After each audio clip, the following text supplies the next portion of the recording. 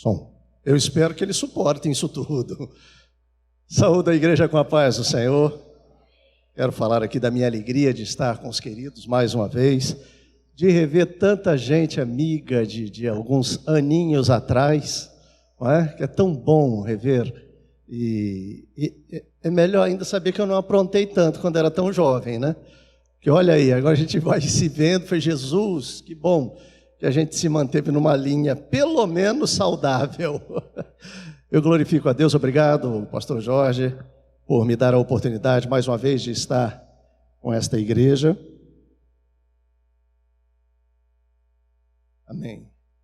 Trabalho voltado especificamente a líderes da igreja, é uma área, o irmão sabe disso, que tanto me preocupa também ali na igreja, e nós precisamos atuar. Quanto melhor a atuação dos nossos líderes, melhor também a receptividade da igreja, melhora também o conhecimento de Deus da igreja, melhora também os referenciais para a igreja. Até porque nós vivemos uma época com falta, aliás, falta não, referenciais existem. Agora, bons referenciais, parece que nós estamos em falta, em vários aspectos da sociedade, e me parece que, infelizmente, às vezes na igreja também, não é? Parece que a coisa está se desenrolando de uma maneira, assim, meio que ruim em alguns aspectos da igreja. Precisamos aprender. Você concorda com isso, irmão? Eu acho que se você não concordasse com isso, você não estaria aqui, ou pelo menos não deveria estar. Porque nós estamos aqui para aprender. E o primeiro que está aprendendo aqui não são vocês não, sou eu. Porque eu tenho que aprender, eu acabo aprendendo duas vezes. Estudando para falar aos irmãos e falando aos irmãos, reafirmando e firmando isso no coração, internalizando isso à minha vida. Eu queria abrir com vocês no livro de Gálatas, capítulo 2. Eu precisava escolher um tema que subsidiasse, ou pelo menos começasse a dar um parecer sobre estas questões das relações e quais são as nossas habilidades nessas relações. Obviamente, relações sociais. Obviamente que nós estamos falando no contexto igrejiológico, da igreja, não é? Será que nós temos desenvolvido bons relacionamentos? Será que todas as vezes que eu me dirijo a alguém, eu faço da maneira adequada? Será que com pseudos zelos a obra do Senhor e a sua palavra, às vezes eu não extrapolo a minha maneira de ser e de abordar, de falar com determinadas pessoas? Aquilo que eu falo é a mesma maneira sempre para toda e qualquer pessoa no individual? Elas são sempre da mesma forma? Elas compreendem sempre da mesma maneira? Aquilo que eu digo é compreendido exatamente da maneira como eu digo? Será que quando eu falo, tudo em mim colabora para aquilo que estou dizendo? Ou, às vezes eu falo uma coisa, mas as pessoas falam, tem alguma coisa errada nesse negócio aí. E igreja é muito comum isso, não é? Parece que eu costumo dizer que nós nos esquecemos que vivemos no real, olhamos para o ideal que é o céu e que nós estamos caminhando para lá, nossa terra celestial, a pátria celestial, glória a Deus, aleluia, maravilha, mas esquecemos muitas vezes que estamos pisando neste chão, que lidamos com estas pessoas, que falamos com pessoas que têm sentimentos como eu tenho. E talvez no afã de fazer as coisas, a gente acaba enfiando os pés pelas mãos. Mas eu quero ler esse texto com vocês, simplesmente como base para começarmos a pensar algumas coisas das relações sociais. Esse texto é muito interessante porque ele mostra um lado muito característico, tanto de Paulo quanto de Pedro. Capítulo 2, versículo 6, a partir do versículo 6.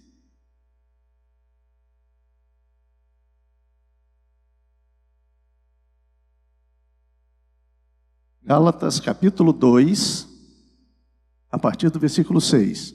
Quem achou, diga amém.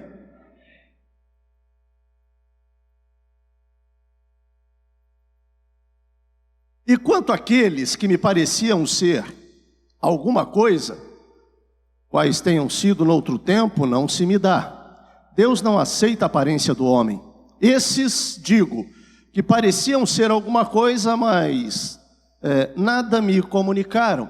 Antes, pelo contrário, quando viram que o evangelho da incircuncisão me estava confiado, como a Pedro o da circuncisão, porque aquele que operou eficazmente em Pedro para o apostolado da circuncisão, e esse operou também em mim, com eficácia para os gentios.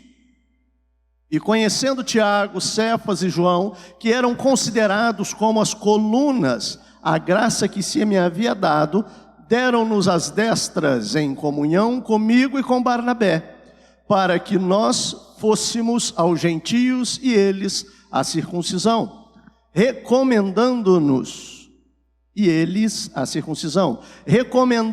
somente que nos lembrássemos dos pobres, o que também procurei fazer com diligência. E chegando Pedro a Antioquia, lhe resisti na cara, porque era repreensível, porque antes que alguns tivessem chegado da parte de Tiago, comia com gentios, mas depois que chegaram se foi retirando e se apartou deles, temendo os que eram da circuncisão. E os outros judeus também dissimulavam com ele, de maneira que até Barnabé se deixou levar pela sua dissimulação. Meu Deus, que confusão foi essa? Gente, eu estou falando aqui de Paulo e de Pedro.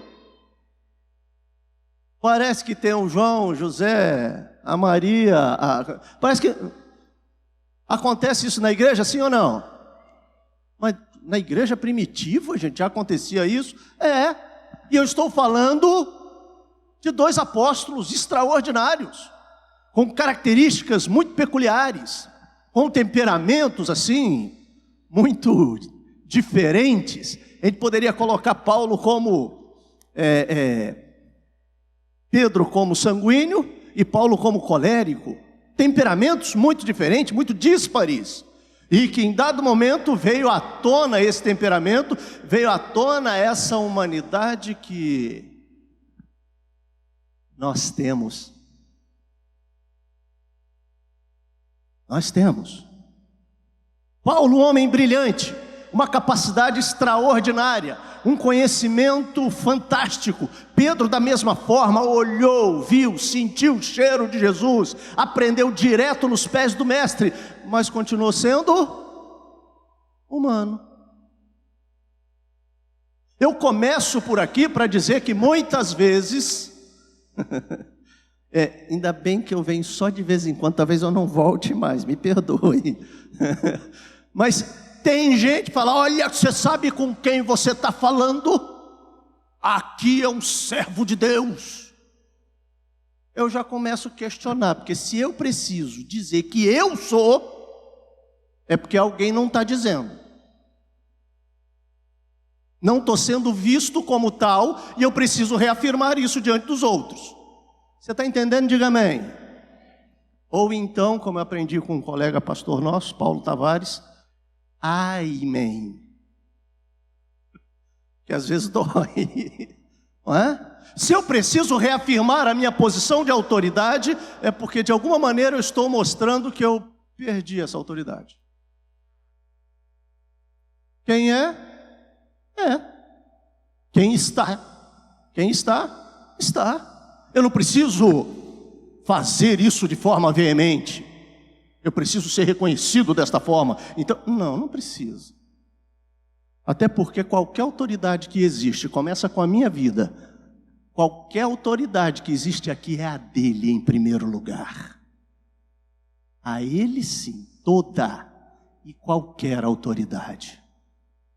Eu estou aqui apenas como, eu e você, estamos aqui apenas como instrumentos. Instrumentos. O senhor pode me emprestar esse violão aqui só um minutinho? Obrigado, querido. Lindo instrumento. Sim ou não? Bonito. Se não fosse as cordas, eu tocava melhor isso aqui, irmão. Passei a vida tentando tocar isso. Se não tivesse corda, seria mais fácil. Você está ouvindo o som dele aí? Por quê? Hã?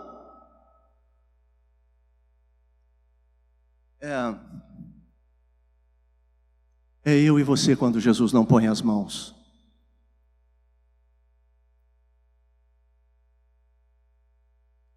Mas quando Ele põe as mãos. Obrigado, querido. Quando Ele põe as mãos, aleluia. Aí o som sai perfeito. A igreja sente. O poder de Deus aparece. Por quê? Porque é Ele que toca, irmão. Porque é Ele que toca. Pelo menos é Ele que deveria tocar. Porque tem horas que é a gente que quer tocar e tem horas que a gente deixa o diabo tocar a nossa vida. Simplesmente porque não prestamos atenção em algumas coisas das nossas relações. E olha que a gente justifica, viu? E olha que a gente justifica determinadas ações, determinados motivos. Deixa o Senhor tocar a sua vida, amém? Você vai produzir sons maravilhosos. Eu já vi, os músicos já devem ter visto isso. Às vezes lá em Caçapava chegou um rapazinho esquisitinho, meio fora de esquadro, todo estranho. Pegou um violãozinho esquisito, irmão. A hora que começou a tocar, falei, Jesus, o que é isso? Não tem a ver com o cara, a aparência do instrumento. Na verdade, é quem toca e que produz o som. É Ele que vai produzir a harmonia perfeita. Deixa o Senhor tocar a sua vida. Deixa o Senhor tocar a sua vida. Aleluia. Desenvolvendo aqui habilidades sociais. O ser humano é um ser social por natureza. Está aí na sua apostila. Eu quero agradecer ao pastor Jorge, porque ele acabou fazendo tudo isso aqui. Não foi eu que fiz, foi ele. Graças a Deus. Porque ficou mais fácil para mim. Né? Ficou mais fácil para mim. Então eu vou seguir aqui. Basicamente, você pode estar aí na sua apostila. Basicamente o que está aí. Tá? O ser humano é um ser social por natureza. A Bíblia diz isso, sim ou não? Gênesis capítulo 2, versículo 18. Olha o que diz aí, rapidinho, os bons de Bíblia.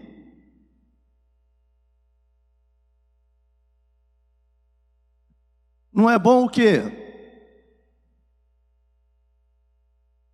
Que esse ser humano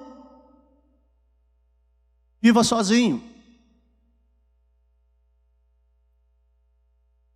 E aqui eu dou um alerta aos pais, não tem jeito, a pegada para a família, pastor Jorge, vai sempre, né? Vai um alerta aos pais aqui, quando deixa muito tempo filhos, aliás, muito pequenos, já com celulares, tablets e o tempo todo na televisão. Não é bom que o ser humano viva, entenda isso. E principalmente enquanto criança, que as relações começam a ser estabelecidas. Não deixe sozinho, observe, traga para perto, estimule essa sociabilidade. Esteja junto, converse, não deixe ficar sozinho, recluso. Não é bom isso.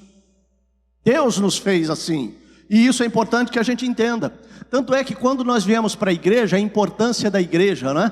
Que é essa coisa da comunidade, entendeu?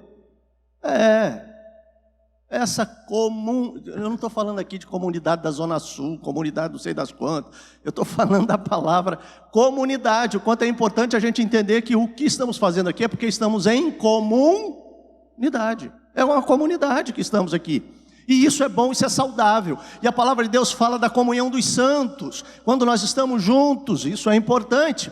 O grande problema, irmãos, é quando nessa comunidade nós passamos a nos machucar.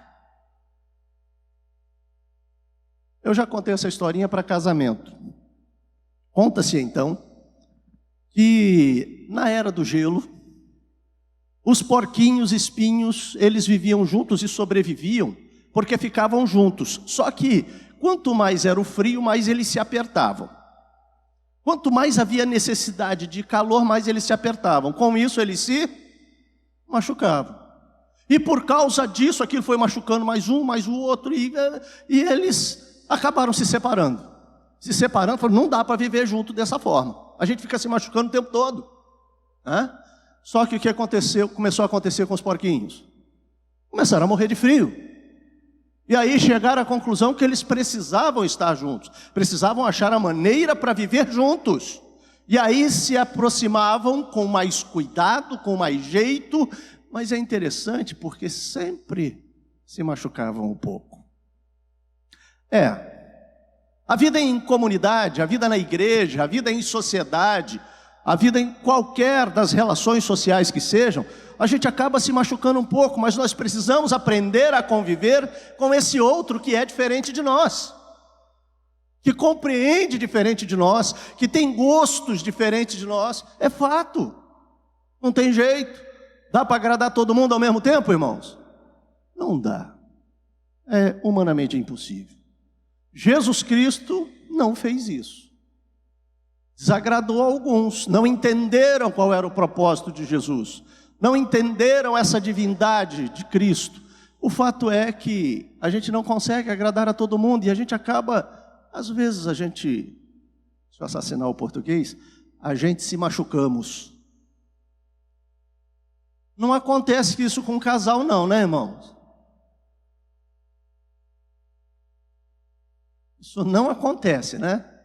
Lá em casa, por exemplo, não acontece, não tem jeito. Lá em casa acontece. É assim, porque somos diferentes. Agora, o que precisa acontecer? É querer aprender a achar uma maneira de convivermos. Vamos lá. Tem coral aqui? Tem. Conjunto de jovens. Todos gostam dos mesmos hinos, não é assim? Quando o regente vai falar do hino que vai cantar, fala, mas esse hino de novo? Não tem outro não? Minha trisavó já cantava esse negócio aí. Aí quando colocam outro, fala, mas tinha que ser moderninho desse jeito? E aí como lidar com isso? Mas não é só do líder com as pessoas que ali estão, mas também porque nós somos líderes e também somos liderados. E precisamos entender o que estamos causando à nossa liderança. O que isso provoca nos nossos líderes? O que causamos a eles? Precisa haver um olhar de cuidados. Vou repetir isso, olhar de cuidados. É no plural. Para que a gente consiga compreender esse outro diferente de nós e como é que nós podemos atender a algumas coisas. Como é que isso pode acontecer? Vivemos em grupos o tempo todo, grupos sociais que desempenham diversas funções em nossa vida. É fato. É necessário desenvolvimento para estarmos juntos, é necessário o desenvolvimento de várias habilidades. Eu fiz aqui algumas anotações, a parte não vai estar no caderno de vocês aí, mas os grupos sociais são definidos pela interação estabelecida entre pessoas e o sentimento de identidade existente. Nós vamos cantar no coral, eu detesto cantar no coral, por isso que eu canto. Se tem uma coisa que eu não gosto é tocar instrumento, por isso que eu toco. Faz sentido isso para você? Não, obviamente que não. Nós fazemos aquilo com que nós nos identificamos. É por isso que nós estamos ali. Então com isso formamos um grupo social. Então um coral na igreja é um grupo social, sim ou não? A orquestra é um grupo social na igreja, sim ou não? Está entendendo? A minha classe de escola dominical é um grupo social, sim ou não? Mas pastor, tem 4 alunos, não interessa, está você e mais 4. Que bênção, glória a Deus. Vai crescer, você pode dizer amém? Vai depender do nosso trabalho juntos. Vai crescer. São 4, é um grupo social. Então eu começo a perceber então que nas áreas da igreja existem grupos sociais que eu faço parte. E olha, irmão, igreja, eu conheço um cadinho, vivi um pouquinho desse negócio aí, sou mineiro não, mas eu gosto desse trem. Hã?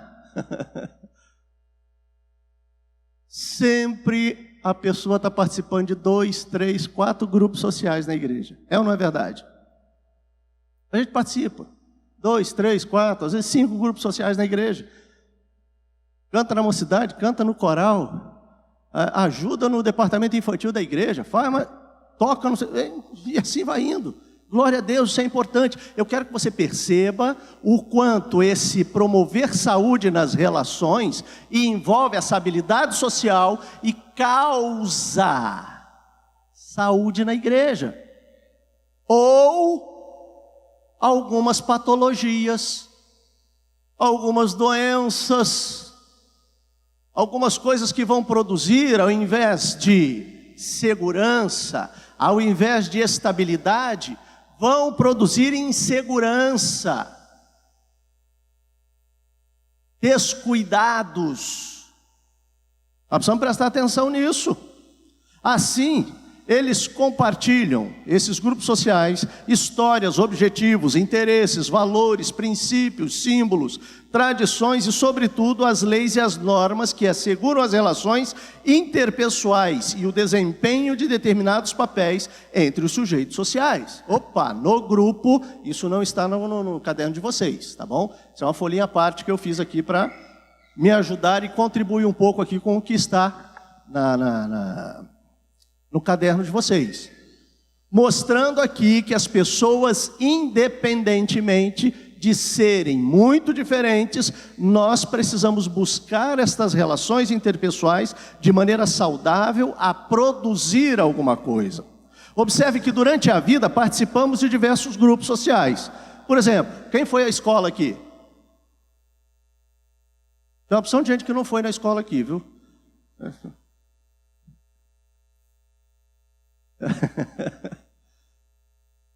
Trabalha em algum lugar? É um grupo social? Tem um grupo social onde você trabalha? É ou não é? Muito bem. A igreja, você sempre foi dessa igreja, desde que nasceu, você foi dessa igreja ou participou de outra igreja? Também eram grupos sociais. Ou seja, a gente vai ao longo da vida, desde pequenininhos, nós começamos com o primeiro grupo social, que é a nossa família. Primeiro grupo social é a nossa família, onde nós começamos a aprender a lidar com o outro. Abrindo um parênteses aqui, é interessante que a criança, quando nasce, ela tem uma relação meio que simbiótica com a mãe, e sucessivamente, né, mãe com a criança, onde ela é aquela criança é ela, e vivem esse negócio de ficar longe, é um Deus nos acuda, não consegue, e tem que estar o tempo todo perto, e algumas mães levam isso até a adolescência, depois que casa. Né, irmã Sandra? Vai levando isso para frente, deixa eu te falar uma coisa. E o pai, onde é que entra nessa história? O papel paterno é de romper isso. Que isso, pastor? É verdade. E quando não consegue romper isso, causa um problema social aí. Aliás, para várias sociedades para frente. Para várias relações interpessoais que acontecerão para frente. Porque não houve um rompimento. Ou seja, essa criança começa a aprender. A primeira pessoa com quem vai começar a lidar e tratar dessas questões sociais é com o pai. É o primeiro outro que aparece. Porque com a mãe ali, por enquanto, é uma coisa só. É uma coisa só. O pai é que rompe. Lógico, tem a maneira adequada, não é o momento, eu não vou falar aqui a respeito disso. Tá? Mas é o pai que rompe ali, que faz o primeiro rompimento e começa, então, a entender que existe uma relação social, além desse pai, que tem uma outra pessoa que é chamada mãe também. Não sei se vocês já ouviram falar, tem uma mãe aí no meio, não é, que faz parte disso. Aí daqui a pouco começa a entrar irmão, começa a entrar o tio, o primo, e aí vai aumentando essa rede de relações sociais, para onde vai para a escola e outros lugares mais. Quem está entendendo, diga amém. Para que se entenda que estas relações sociais, elas são constituintes na vida do ser humano. A partir dessas relações tão tenras e por isso eu falei aqui da necessidade dos pais ter sempre esse olhar voltado aos seus filhos, tempo demais com a internet, tempo demais com o celular. Não, promova a relação, esteja junto, ponha junto com outras crianças para estar aprendendo, para estar brincando, para desenvolver habilidades sociais, onde não é só aquilo que eu quero, mas é aquilo que eu quero e que o meu irmão quer também. Eu gosto disso, mas ele gosta diferente, então vamos ver como é que a gente vai fazer. Isso é uma relação social e é uma habilidade que a gente desenvolve.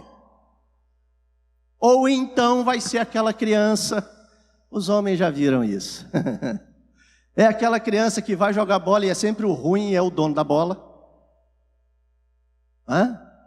É impressionante, por que será isso, né? O cabra é ruim de bola e é o dono da bola, e todo mundo convida porque é o dono, o único que tinha bola. Aí quando não coloca no time, o que ele faz? Ninguém vai jogar também, pega a bola. Nenhum deles desenvolveu a habilidade da relação social. Deixa ele um tempinho, joga no gol, sei lá, põe ele para catar a bola. Vamos ser estratégicos. Não tem. Mas quando começa desde pequenininho, as coisas começam a acontecer melhor. E aí eu vejo isso com crianças assim acima de 40 anos. Posso falar? Não é uma bola, mas é o seu departamento. É a sua classe de escola dominical. É o meu grupo de oração. Quem está entendendo, diga amém. Ou, amém. A gente precisa entender, irmãos. A gente precisa entender. Mas não é aquilo que eu quero, não, irmão. Deus te dá tudo que você quer, sim ou não? Você é grato por isso, sim ou não? Em tudo, Deus trabalha. Inclusive e principalmente nos rompimentos. Você pode dizer amém, querido? Não foram todos que falaram, não, mas é verdade.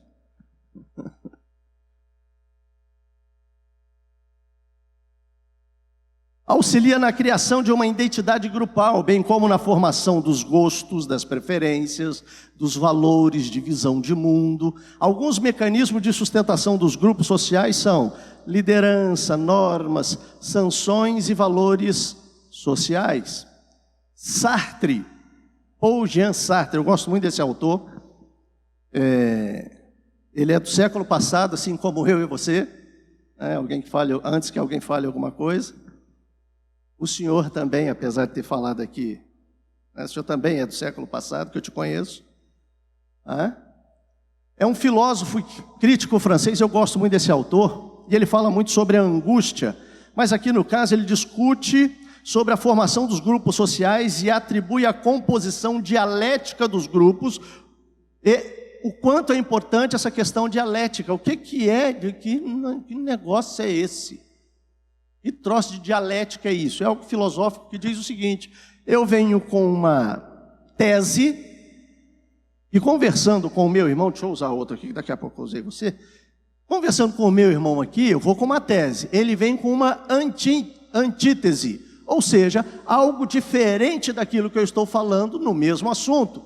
E com nossa conversa, nós formamos uma síntese. O assunto formado, a ideia objetiva, ela por si só já se estabelece como uma síntese para começar novamente a antítese, para formar novamente uma tese. Quem entendeu, diga amém. Esse é um movimento comum, normal, natural, que deve acontecer com todo mundo. Pastor Porém, vou dar um exemplo aqui da própria organização desse evento. Eu e o pastor Eliseu nos reunimos, para tratar do simpósio. Ele veio com a tese, eu fui com a antítese, formamos um conceito dialético e está o resultado aqui. Olha aí. E isso aqui será motivo para o próximo, que é, sendo uma tese, hein, pastor Jorge? Sendo agora uma tese, porque está feito, também vai ser motivo para ter uma antítese depois, quando forem construir o próximo. Porque verão novas ideias, haverão novas... Você está entendendo? Diga amém. Mas tem gente que não sabe lidar com o movimento dialético.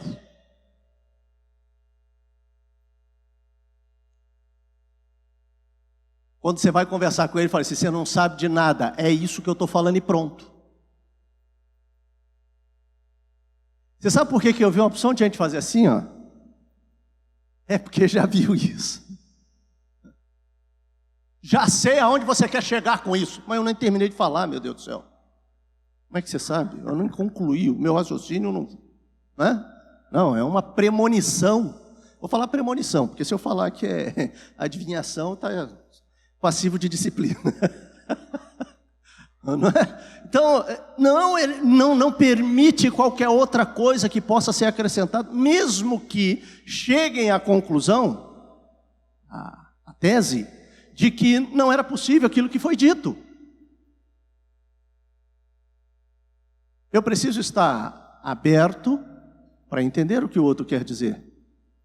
Para entender, inclusive, para dizer com propriedade, dizer, olha, isso não vai dar certo, por causa disso, disso e disso. Ou então eu guardo no coração aquilo que é aquilo que eu quero, e aí tem uma prerrogativa. Deus falou comigo que é desse jeito. Pronto, aí não tem o que falar, né, irmão? Porque botou Deus no negócio, acabou. Autoridade máxima, não tem o que conversar mais. E Deus só é na vida dele que falou, não é na vida do outro que pode trazer alguma coisa.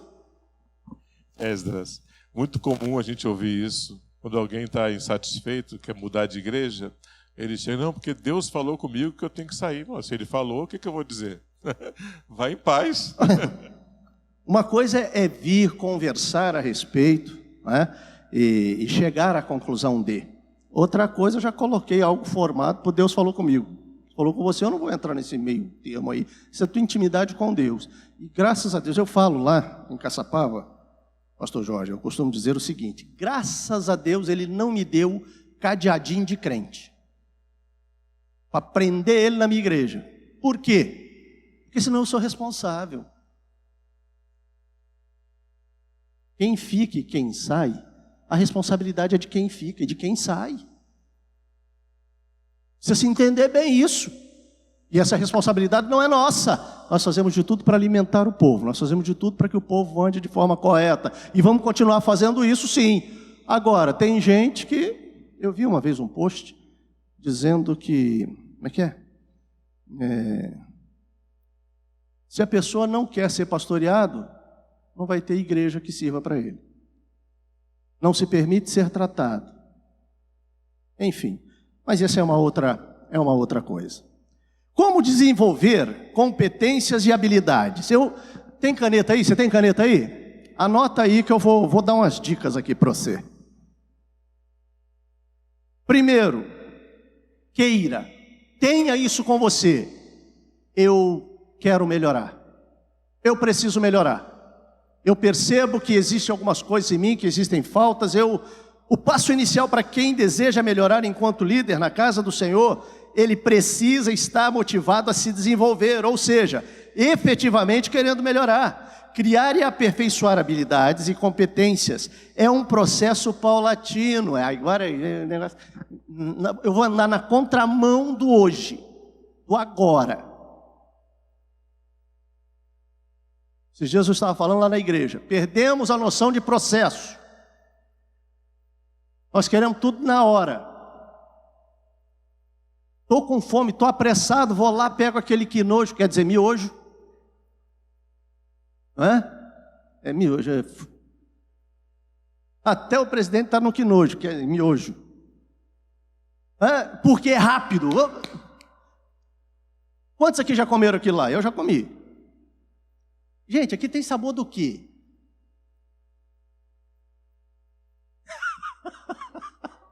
Depende do tempero que você compra. Depende do tempero que você compra. Gente, aquele negócio, sei lá, é o gosto patropia, né? Sei lá, entende? não tem muito sentido. A gente perde a noção Poxa, fazer uma macarronada, aquela macarronada da mama, que, meu Deus do céu, leva mais tempo, aquele molho feito à parte, colocado... Gente, deu até fome esse negócio agora. Processo. Deixa eu te falar uma coisa, irmão, presta atenção. No processo de Deus as coisas acontecem como deve. No processo de Deus Ele trata o que precisa ser tratado. No processo de Deus Ele queima o que precisa ser queimado.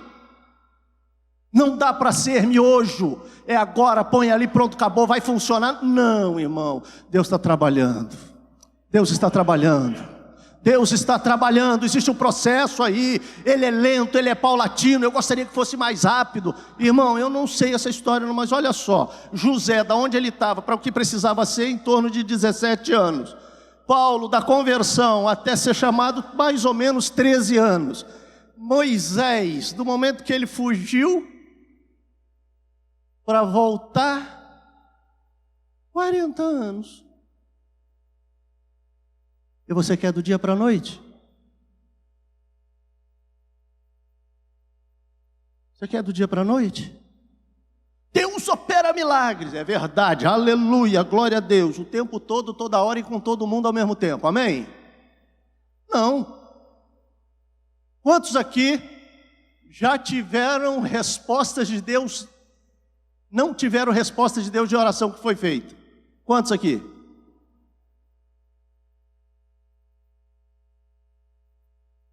Quantos aqui, agora eu vou provocar.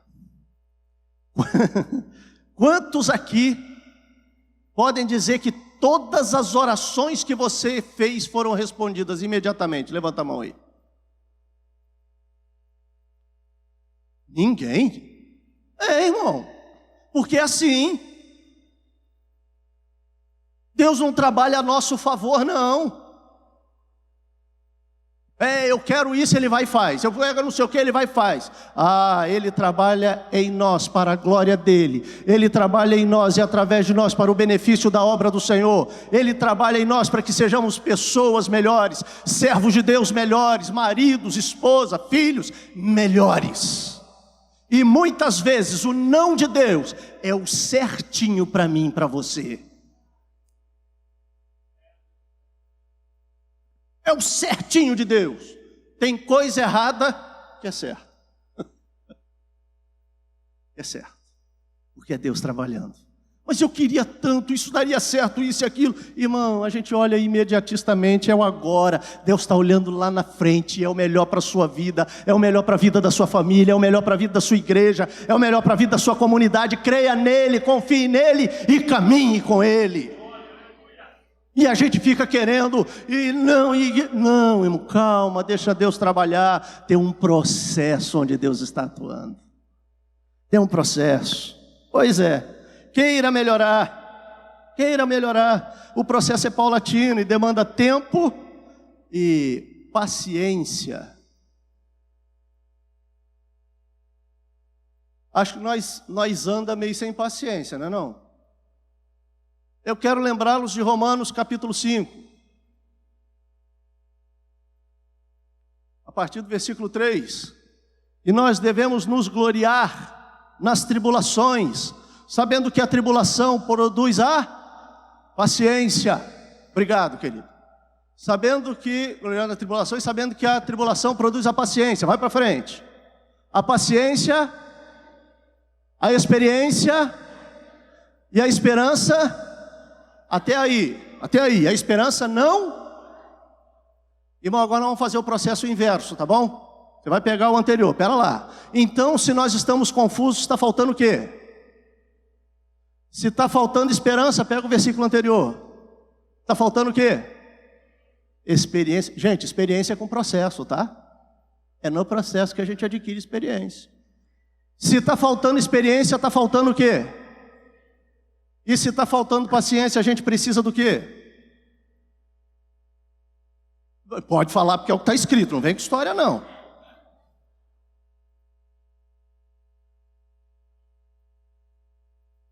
Você está precisando de paciência, irmão? Seja sincero.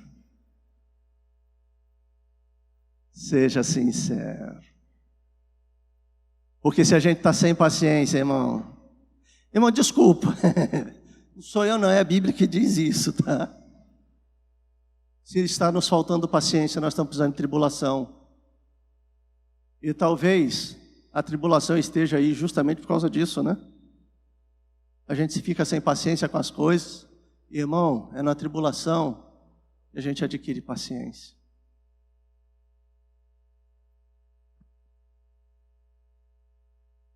Segunda coisa aí, como desenvolver competências e habilidades. Meu Deus do céu, eu pensei que não ia faltar tempo. Eu não cheguei na metade. Segundo ponto, segundo aspecto aí, tenha uma meta clara.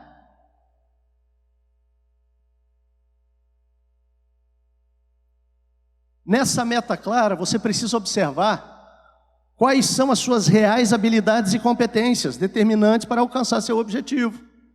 Essa é uma dica importante também. O que é que eu tenho de bom e o que é que eu tenho de ruim? Ou a gente só tem algo de bom, irmão? Hã? Para o marido, para a esposa não ver, só faz assim com a cabeça. Não tem problema não. E olha de ladinho para ver se vai olhar. Irmão. Eu hoje não posso nem falar que eu só tenho coisa boa, que a esposa está aqui. A gente tem coisa que a gente não é tão bom, tem coisa que, olha, falta realmente. Mas eu preciso reconhecer isso em mim, para que eu possa, com a meta clara, dizer, olha, vamos para além, vamos fazer diferente. Terceiro ponto aí, esteja sempre disposto a ouvir e aprender. Eu quero dizer a todos vocês, glória a Deus pela vida de vocês, vocês vieram aqui, então vocês querem aprender. Parte do terceiro aspecto aqui, vocês têm. Agora, você está disposto a ouvir?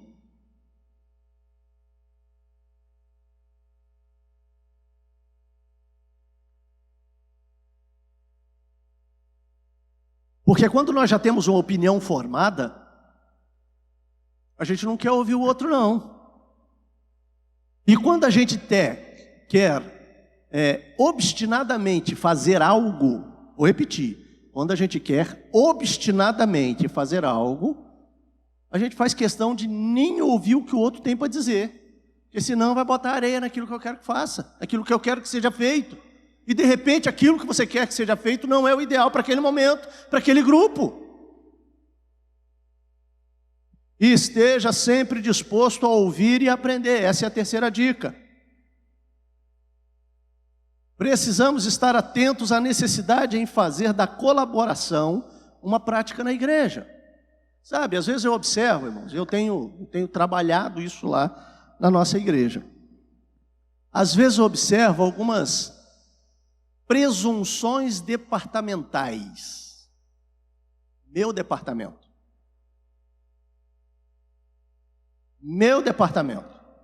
E aí eu não contribuo com o outro. O trabalho é das irmãs, mas o jovem não ajuda. Os irmãos estão falando, não é delas, é elas que se virem.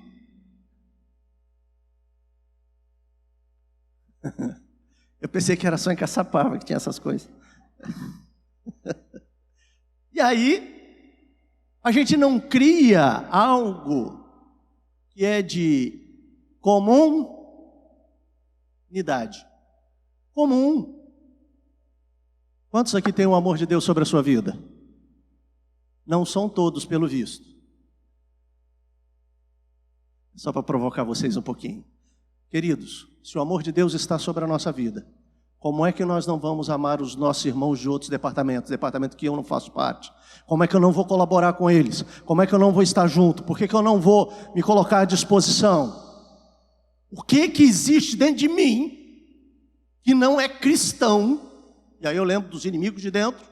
Eu negociei, deixei isso aqui. Eu não expulsei esse inimigo de dentro de mim. E eu negociei com esse povinho dentro de mim, que me mantém fazendo distinções dentro da igreja, não colaborando com outros departamentos. E às vezes... WhatsApp é uma benção, né, irmão? Glória a Deus.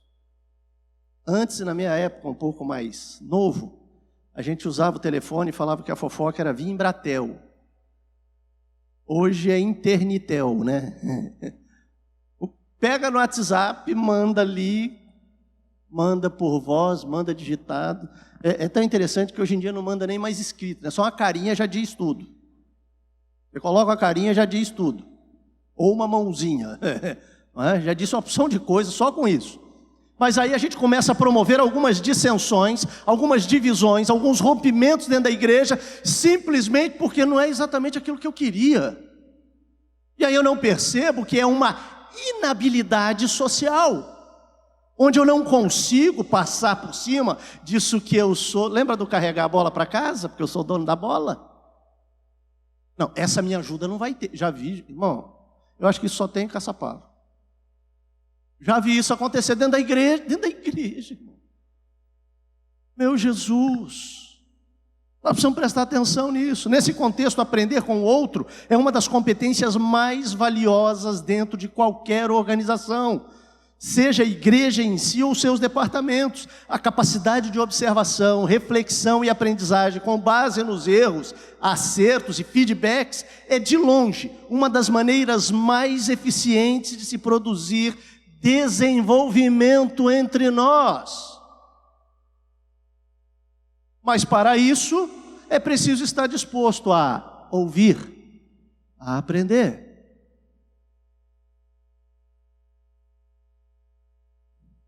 Sendo assim, estejamos sempre abertos a ouvir opiniões e críticas construtivas. Críticas construtivas. Crítica pela crítica, irmão, você está sendo usado por outra coisa, por alguém, por si mesmo, mas por Deus não é.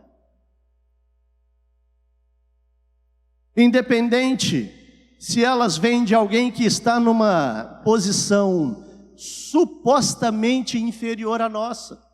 Porque eu defendo aqui, irmãos, que não tem ninguém maior aqui não. Tem ninguém maior do que o outro aqui não. Todos nós estamos no mesmo patamar. O Senhor olha e nos vê da mesma forma. Nós temos funções diferentes. E cada um na sua função. Eu li em algum lugar que fala assim, considere o outro superior a si. Eu acho que foi na Bíblia esse negócio aí. Foi na Bíblia, né? Considere o outro superior. Não está dizendo que ele é superior, está dizendo para você considerar. Dá licença, mas eu sou o pastor presidente. Está até uma empolada aqui. Aumenta até a barriga, né? Ah, Jesus. Queridos, pastores, evangelistas, presbíteros, diáconos, líderes, nós fomos chamados para servir a igreja. Se tem alguém acima aqui, é a igreja do Senhor. Nós somos chamados para servir a ela. A questão é, estamos fazendo isso com excelência ou não? E para que façamos com excelência, nós precisamos aprender essas habilidades sociais, para que a gente não cause maiores problemas dentro dela. E aí, acho que foi Jesus que falou que aquele que comigo não ajunta. Acho que foi Jesus, né? Irmãos. Quarta dica, eu vou fazer as 5 dicas aqui, já vou parar porque já está finalizando, teria outras coisas aqui, mas... Quarta dica é invista em autoconhecimento.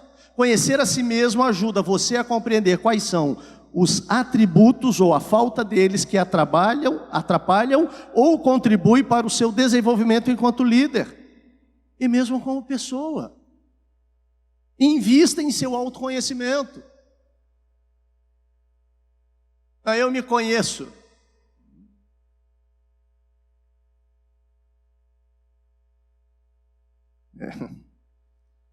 Quinta dica, e essa daqui também é muito importante. É a quinta e última dica.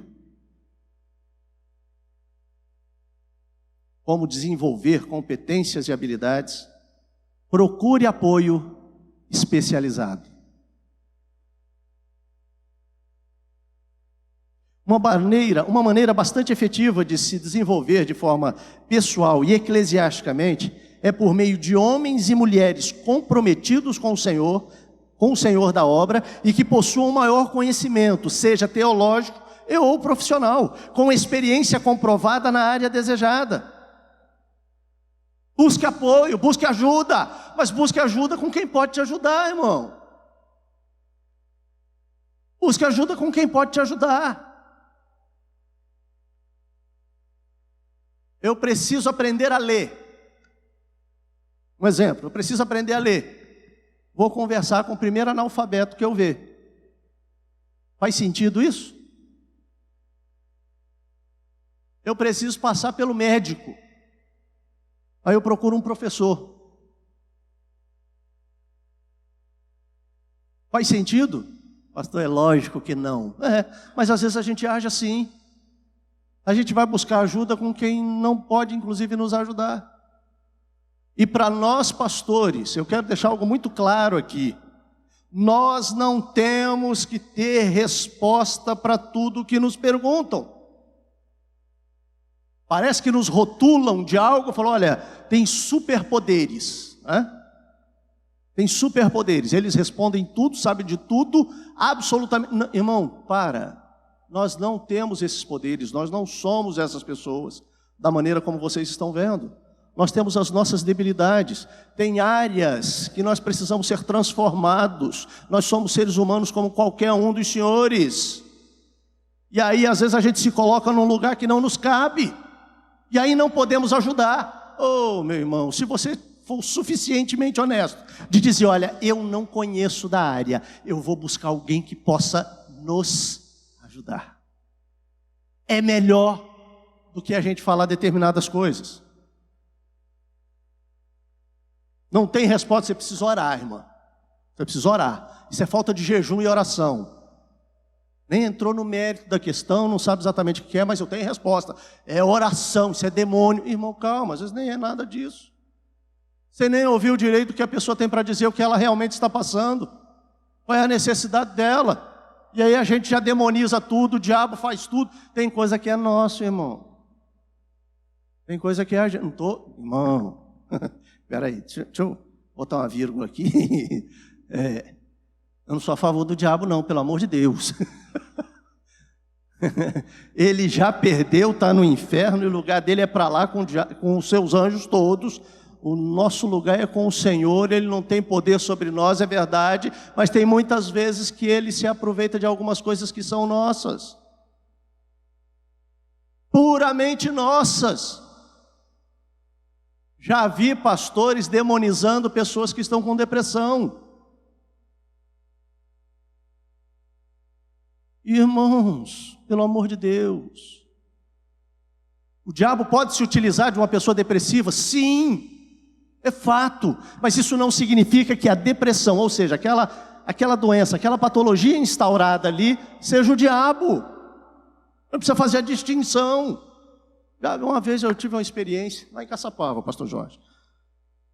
Chegou para mim, eu não estava na presidência na época, chegou para mim, falou, mestre, vamos lá, vamos orar. O demônio pegou o rapaz lá, fez Jesus eterno, vamos embora, vamos lá. E levaram para trás da igreja lá e vamos orar. Quando eu cheguei lá, que eu vi, comecei a orar.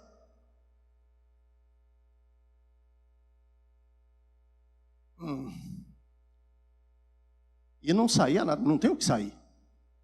E cansa daqui, cansa, não tem o que sair, não está endemoniado. Aí cheguei para a mãe da pessoa. Falei, irmã, a senhora já pensou em procurar uma ajuda psiquiátrica para o seu filho? Ele não está endemoniado, irmã. Ele está tendo um surto psicótico. Até hoje essa irmã não me engole direito. Eu não entendi, porque a meu ver eu estava aliviando o filho dela. Mas não, ela queria que o menino tivesse endemoniado. Eu não consigo entender isso. E a gente precisa ter um olhar mais apurado, queridos. Um olhar mais cuidadoso para tratar as pessoas que estão próximas de nós. Eu tenho mais quanto tempo, pastor Jorge? 10 minutos, irmãos? Toleram mais 10 minutos, irmãos? Amém? Não vale que você é minha amiga, então não vai. Eu vou mais para um final aí, quero falar sobre o que é empatia. Por favor. Vira a página aí. Teria tantas coisas para a gente abordar. Eu tenho textos bíblicos aqui para falar sobre autoconhecimento, autocontrole, mas eu quero falar sobre empatia. Mas para começar a falar sobre empatia, abre a Bíblia aí, Mateus capítulo 9, versículo 36.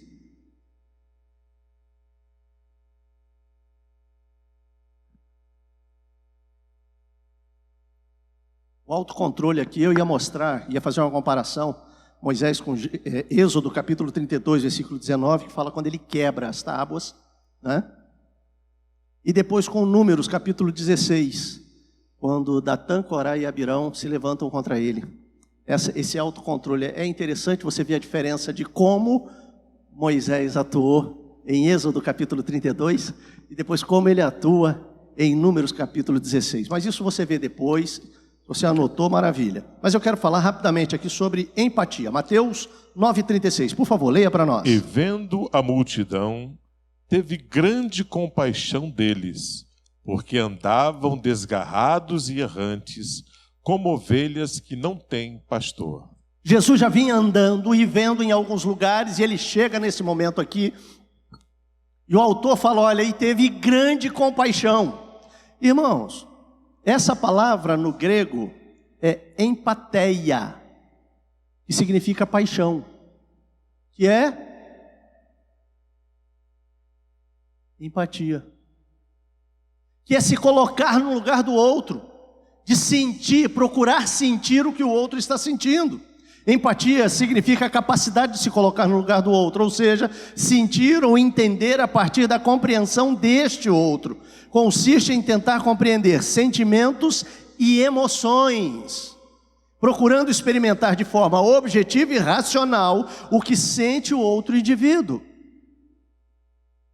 Tem gente que vai aconselhar, ou alguém que vai pedir um aconselhamento, nem para ouvir o que o outro está dizendo, e já está pensando na resposta que vai dar.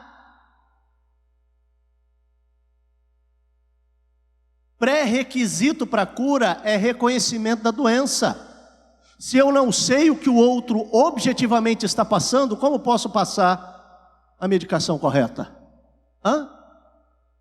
Touché. Eu preciso ouvir esse outro na sua singularidade, o que realmente está dizendo.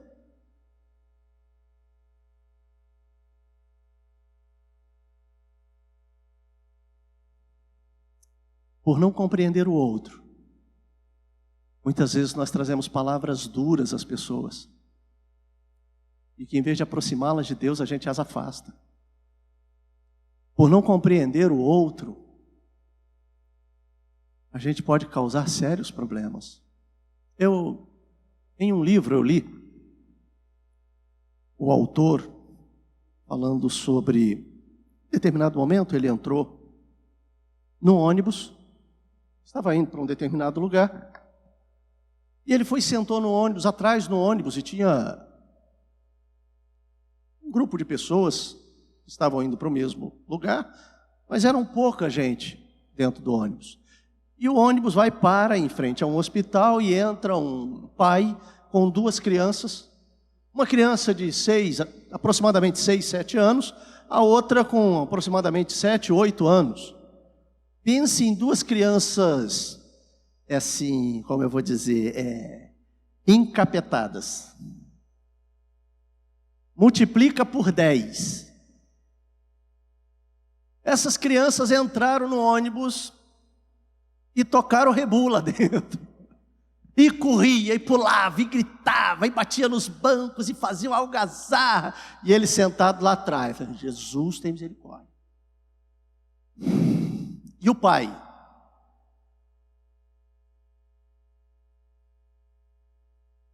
E ele lá atrás, Senhor, não deixa, me guarda, me livra. Quando ele deu por si, ele já estava na frente desse pai. O senhor que é o pai dessas crianças? É o senhor que é o pai dessas crianças? O camarada tomou um susto.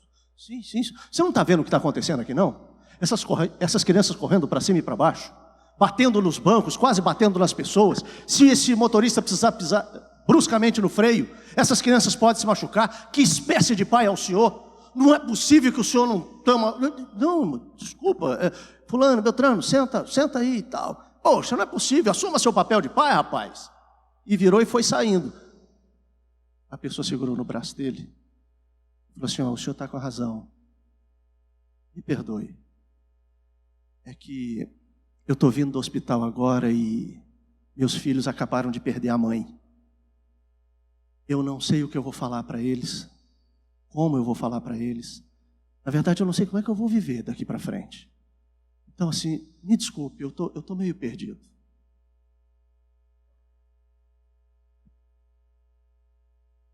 O autor disse que na hora foi: gente, eu queria sumir dali,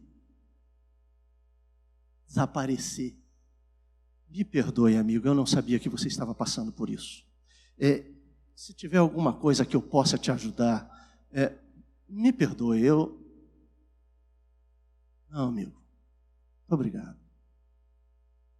E ele conclui dizendo que quando a gente para ouvir qual é a necessidade do outro, e a gente não olha apenas para aquilo que está acontecendo, mas a gente procura saber por que é que está acontecendo, talvez a gente consiga ajudar de forma melhor. Às vezes, irmãos, eu vejo isso na igreja.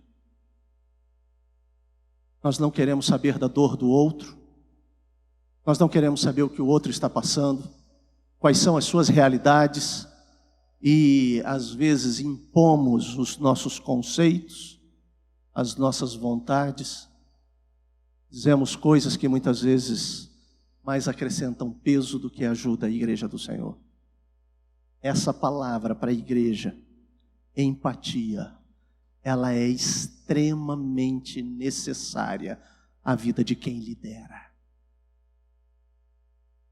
Ouça esse outro. Seja aqueles 4 amigos. Esses dias na igreja eu preguei sobre a necessidade do outro. Seja um daqueles 4 amigos que pegaram o paraplégico lá e levaram até Jesus, não podendo colocar lá, chegar no meio deles, subiram o telhado, acharam aonde Jesus estava e colocaram ele lá, para que o milagre de Deus acontecesse.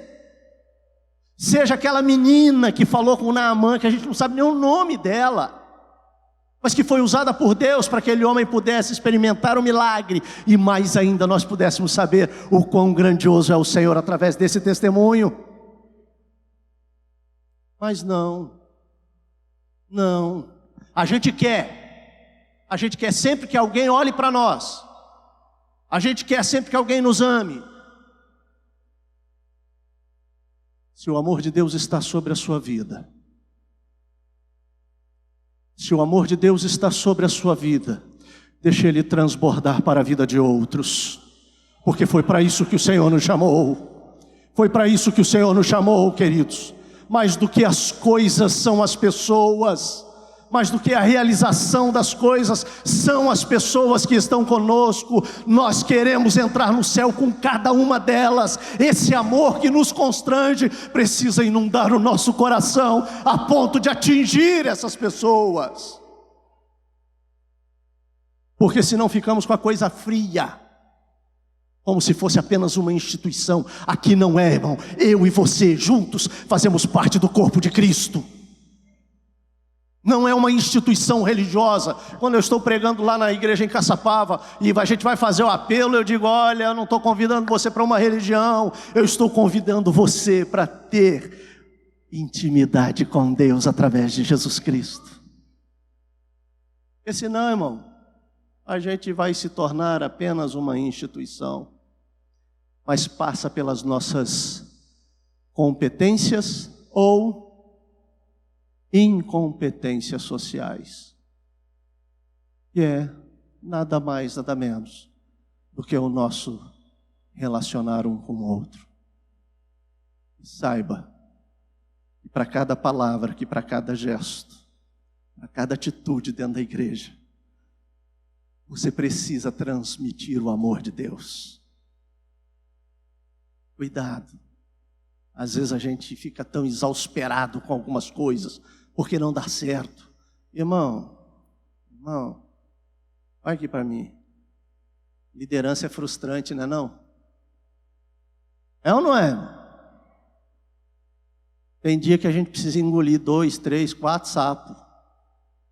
Não dá para engolir, pastor, empurra com o dedo. Mas não é só isso não, tem que digerir depois. Glória a Deus, glória a Deus. Porque apesar de ser quem somos, Ele age através de nós. Apesar de toda a nossa precariedade, eu peço a você que se coloque de pé. Apesar de toda a nossa precariedade, das nossas insuficiências, das nossas incompetências, oh, aleluia, Ele age em nós, Ele age em nós.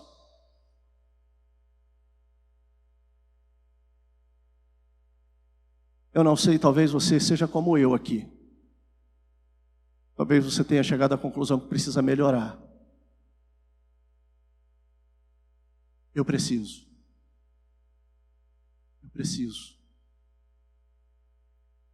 A obra do Senhor precisa que nós melhoremos.